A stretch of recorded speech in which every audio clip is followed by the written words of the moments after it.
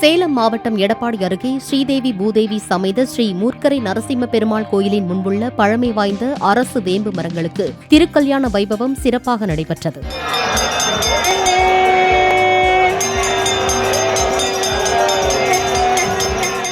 ஆண்கள் மற்றும் பெண்கள் தங்களுக்கு திருமண தடை நீங்கி விரைவில் திருமணம் நடைபெற வேண்டி அரச வேம்பு மரங்களுக்கு தாலி கட்டி பிரார்த்தனை செய்தனர்.